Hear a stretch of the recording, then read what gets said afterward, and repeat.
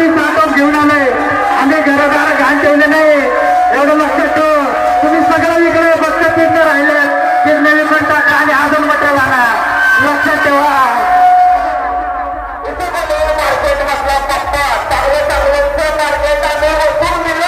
काय नाही मार्केट बिर्केट तुम्हाला मार्केटमध्ये या पप्पाने आणले.